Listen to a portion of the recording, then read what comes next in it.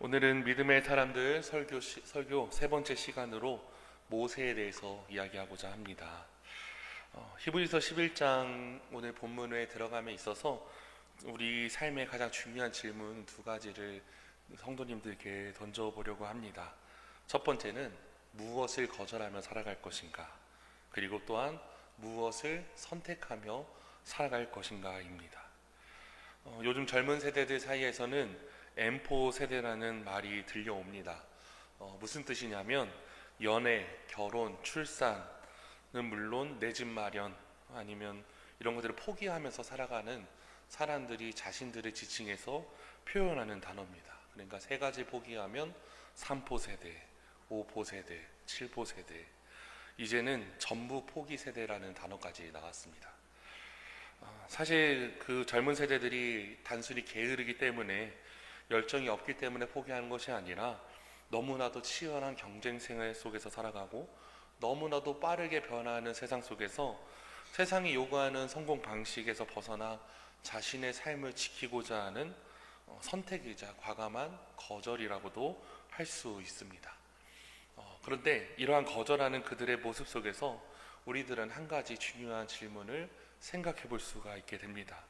과연 우리들은 무엇을 거절하며 살아갈 것인가, 또한 무엇을 선택하며 살아갈 것인가 말입니다.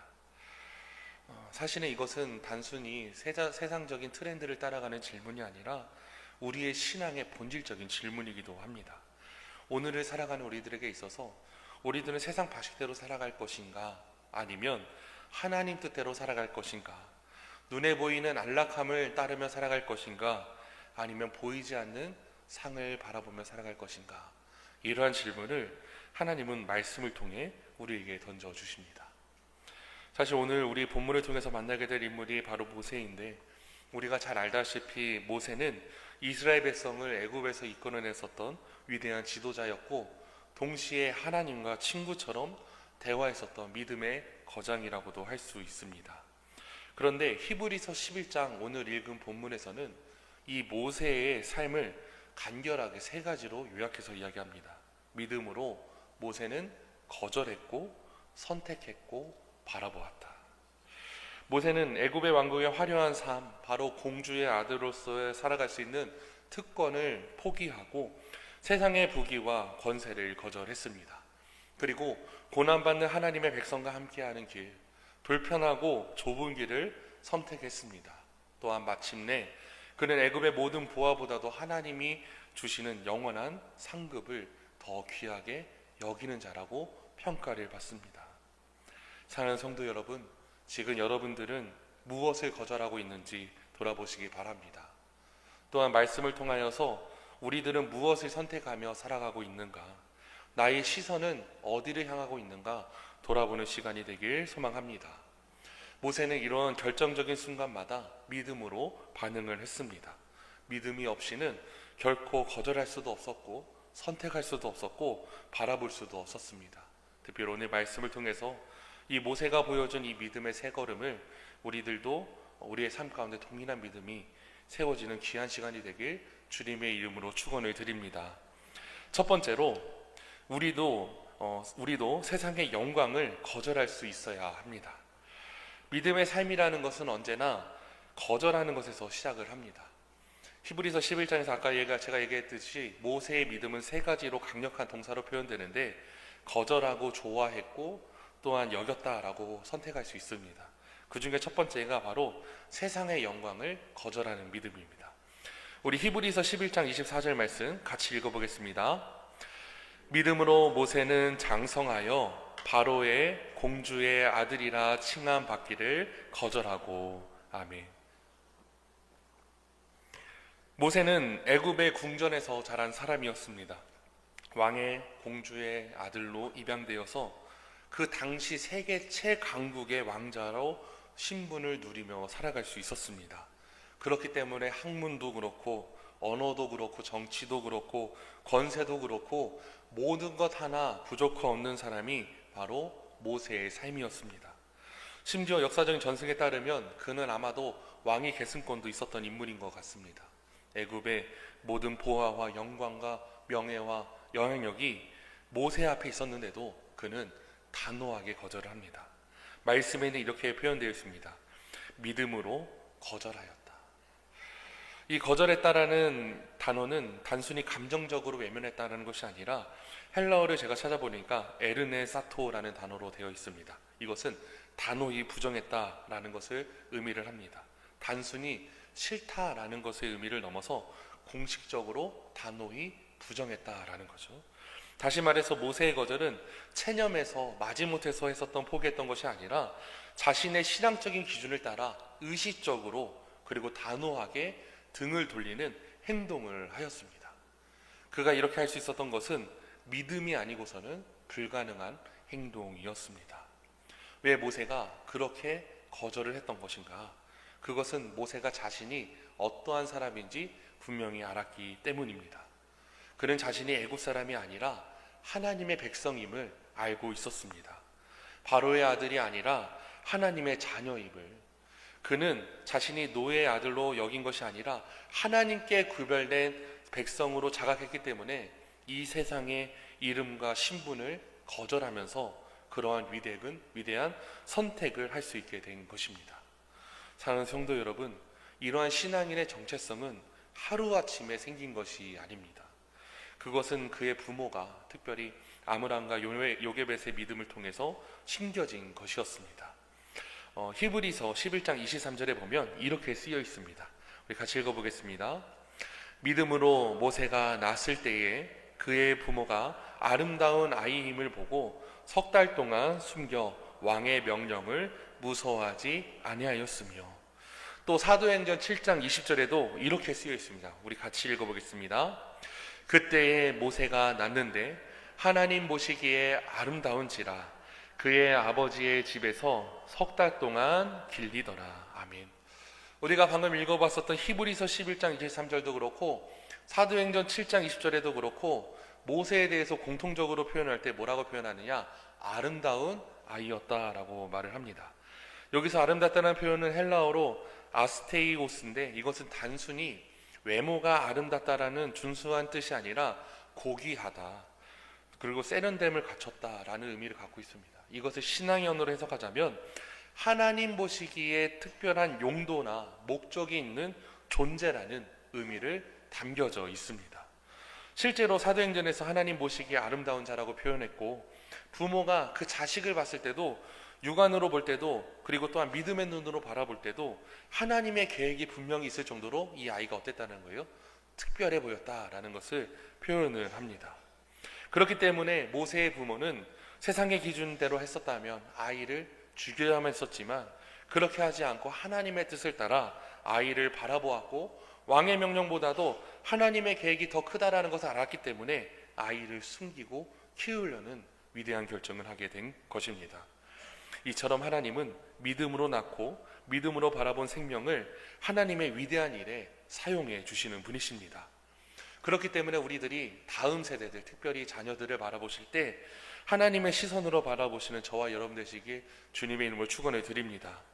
세상적인 성공만을 따르려고 하는 것이 아니라 정말 하나님 목적을 향한 존재로 아이들을 양육하실 수 있는 우리 성도님들 되시길 주님의 이름으로 축원을 드립니다.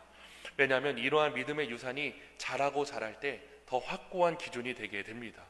모세는 단순히 몸만 장성한 것이 아니라 믿음으로도 성숙해졌습니다. 히브리서 11장 24절에 장성하여라는 단어는 기노마이라는 히브리어 헬라어로 표현되어 있는데, 이것은 신체적으로만 성장했다는 뜻이 아니라 정말로 전체적인 몸 전체 자체가 믿음도 마음도 성장했다라고 표현을 합니다. 즉 정체성뿐만 아니라 가치관과 인생관과 모든 것들이 하나님 중심의 사람으로 자라나게 됐다라는 거예요. 그는 잠시 제약의 낙을 거절했고 왕궁의 편안함과 쾌락과 세상의 부요 등 결코 모세 자신의 영혼을 만족시킬 수 없는 그런 것들을 다 포기하고 하나님을 선택하게 된 것입니다. 사랑하는 성도 여러분, 저와 여러분들이 이러한 선택을 하기 바랍니다. 우리들의 인생을 살아감에 있어서 이러한 거절의 믿음을 표현하는 저와 여러분 되시길 주님의 이름으로 축원을 드립니다. 또한 하나님께 예라고 말씀하기 위해서 우리들은 세상의 것을 향해 아니오라고 담대히 말할 수 있는 믿음의 사람이 되어야 합니다. 거절이 없이는 순종이 없고 포기 없이는 헌신이 없습니다. 특별히 우리들이 포기하지 않으면 하나님께서 우리 손에 새로운 것을 채워주실 수 없다라는 것을 기억하시기 바랍니다. 에릭 리틀이라는 사람은 1924년도에 파리올림픽 100m 금메달 유력한 후보였습니다. 그러나 그는 결승 경기가 주일에 열린다는 이유를 듣고선 그 출전을 뭐합니까? 거절을 합니다. 모든 언론이 비난을 했습니다. 조국도 실망을 했고, 그는 스포츠계에서 조용히 퇴장하는 듯 했지만 그는 이렇게 이야기합니다. 나는 하나님의 영광을 위해서 달립니다. 그렇기 때문에 그분을 기뻐하시는 날 주일에는 제가 달릴 수 없습니다. 그는 참 신기하게도 100m를 포기했지만 대체 종목이었던 400m에서 세계 신기록으로 금메달을 얻게 됩니다. 그리고 은퇴한 후에 그는 중국 선교사로 헌신하다가 포로 수용소에서 순교를 당하게 됩니다. 그는 어떻게 보면 세상의 명예를 거절하고 하늘의 상급을 택한 사람이라고 할 수가 있습니다. 사랑하는 성도 여러분, 여러분들은 하나님을 위해 무엇을 거절하고 살아가십니까? 혹은 내가 아무것도 거절하지 않은 채 하나님을 따르겠다라고 말로만 하고 있지 않은가 한번 생각해 보시기 바랍니다. 믿음이라는 것은 불편합니다.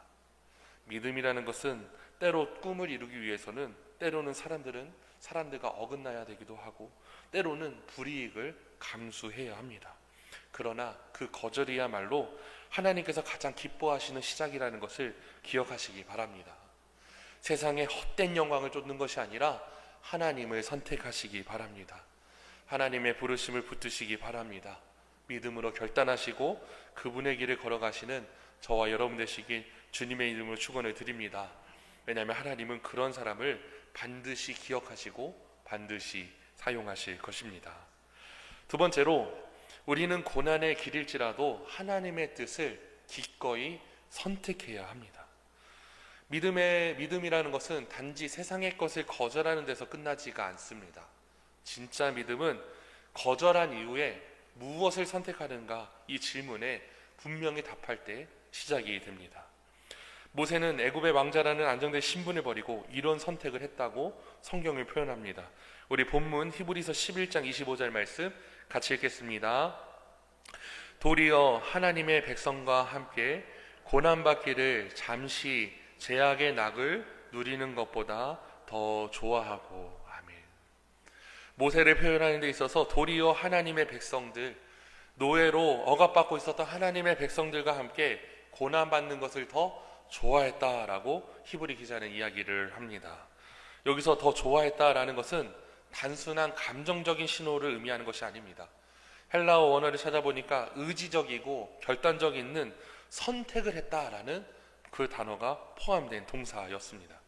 모세는 거절해서 멈추지 않았고 그는 의식적으로 하나님의 편을 택하였습니다. 그리고 그 선택은 편안함이 아니라 성경 말씀 그대로 고난의 길이었습니다. 영광이 아닌 멸시의 길이었습니다. 그러나 모세는 그것이 믿음의 길이라 생각했고 진리의 길이고 생명의 길임을 알고 있었기에 기꺼이 그 길을 선택했습니다. 그는 왕궁에서의 화려한 삶과 부귀 영화와 쾌락과 권세와 명예 모든 것들을 뒤로하고 하나님의 백성과 함께 고난의 길을 걷기로 결정을 합니다. 그 이유는 단 하나였는데 바로 자신이 그리고 이스라엘 백성들이 하나님의 백성이었기 때문이었습니다. 모세는 이스라엘을 단지 자기 민족 혈통으로만 본 것이 아니라 그들은 하나님의 언약 안에 있는 거룩한 백성이었고 하나님과 함께할 운명을 지닌 공동체라고 선택을 했습니다. 그래서 설령 지금은 노예로 멸세받을지라도 분명히 모세는 그 백성들이 하나님께서는 언젠가 영광의 날을 예비하실 것이다 라고 믿었습니다. 사랑의 성도 여러분, 말씀은 지금도 우리에게 이렇게 말씀하십니다. 세상 속에서 지금도 잠시 죄악의 낙을 끊어버리고 끊임없이 하나님을 선택하라고 우리에게 말씀하십니다.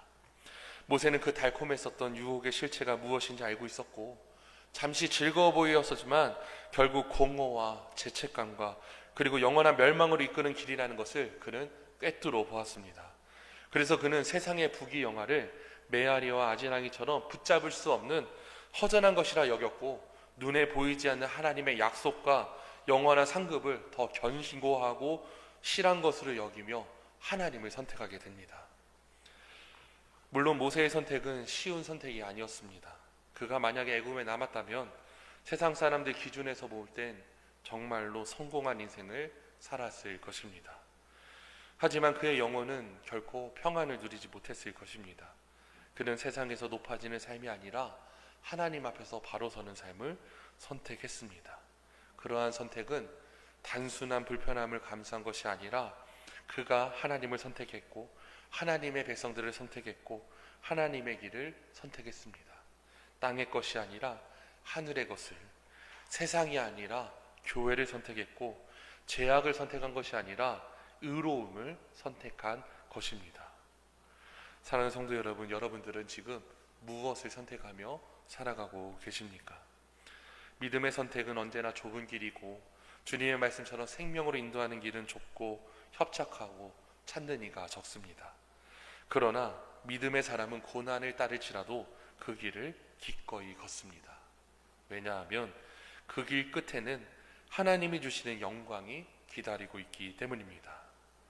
사랑하는 성도 여러분, 세상의 유혹을 거절하시고 오직 하나님의 부르심에 응답하시는 저와 여러분 되시기 주님의 이름을 축원을 드립니다. 복음 때문에 불이익을 감수하시기 바랍니다. 하나님을 위해서 더욱더 모든 것을 내려놓고 하나님을 바라보시기 바랍니다. 우리들이 그러한 믿음의 결단을 할 때 하나님의 교회는 더욱더 새로워질 것이고 우리의 삶은 더욱더 위대해질 것입니다. 세상이 아무리 교회를 비웃고 성도들을 조롱할지라도 우리들은 흔들리지 말고 하나님을 선택하시길 주님의 이름으로 축원을 드립니다. 우리들이 그러한 선택을 할 때 하나님의 백성은 언젠가 찬란한 영광으로 우리들의 삶이 드러날 줄 믿습니다. 마지막 세 번째로, 우리는 영원한 상을 바라보는 시선을 가져야 합니다. 첫 번째로는 거절이었고, 두 번째는 선택이었고, 마지막 세 번째 단계로 바라봅니다.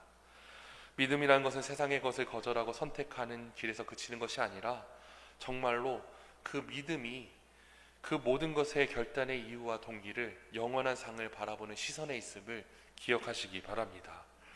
우리 히브리서 11장 26절 말씀 같이 읽어보겠습니다. 그리스도를 위하여 받는 수모를 애굽의 모든 보화보다 더 큰 재물로 여겼으니 이는 상 주심을 바라봄이라. 아멘. 모세는 단지 현재의 고난만을 감수한 것이 아니라 하늘의 상을 바라보며 그 고난을 오히려 더 귀인 것으로 여겼다라고 말씀은 우리에게 말씀해 주십니다. 여겼다라는 말은 단순히 감정적으로 반응한 게 아니라 계산했고 평가했고 깊이 판단했다는 뜻을 가지고 있습니다. 사실 모세는 인생을 하늘의 가치 기준에서 철저하게 계산했습니다. 세상 사람들이 아무리 찬란하다 말하는 애굽의 보화도 그리스도를 위해 받는 치욕에 비하면 아무것도 아니라는 결정을 내린 것입니다.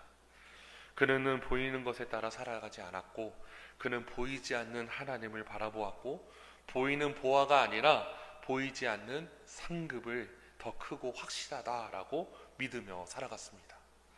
믿음이 무엇인가? 히브리서 11장 1절은 이렇게 말합니다. 우리 같이 읽어보겠습니다. 믿음은 바라는 것들의 실상이요 보이지 않는 것들의 증거니. 아멘. 모세는 보이지 않는 하나님의 나라와 영광과 상급이 눈에 보이는 애굽의 금은보화보다도 훨씬 더 실제적인 것이라고 생각했고 믿었습니다.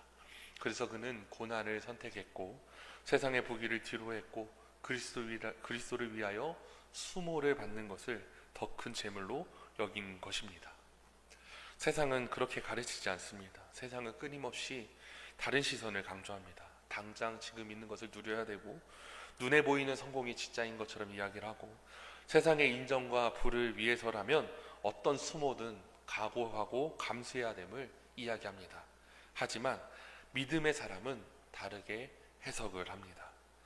하나님 앞에서 지금 누리는 모든 것들은 한순간뿐이고 오직 영원한 상급만이 있는 진정한 가치의 보상이 있음을 기억하며 살아가시길 주님의 이름으로 축원을 드립니다. 실제로 성경 말씀은 반복해서 상을 약속하십니다.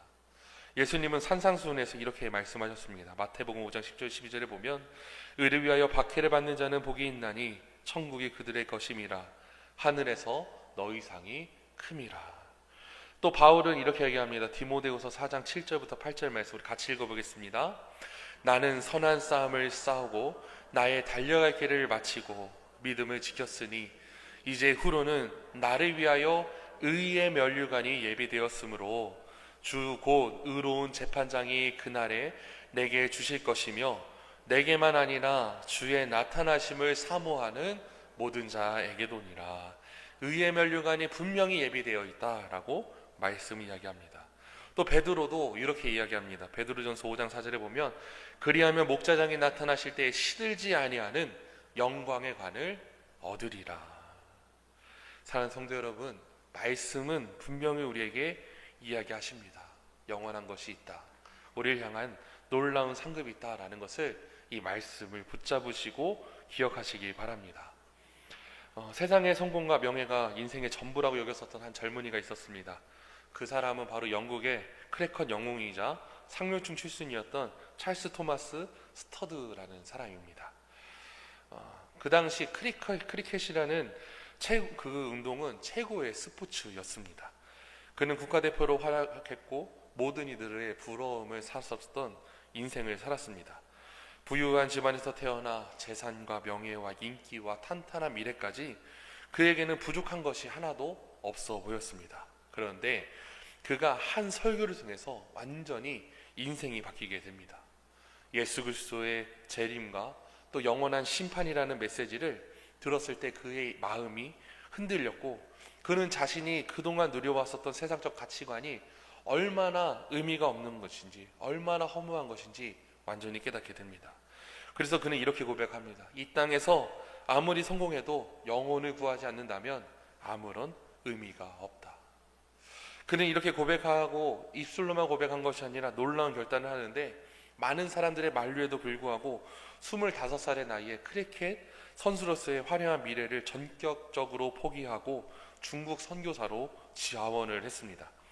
부와 경제를 모두 다 내려놓고 허드슨 테일러와 함께 미지의 땅 중국으로 떠나게 된 것입니다.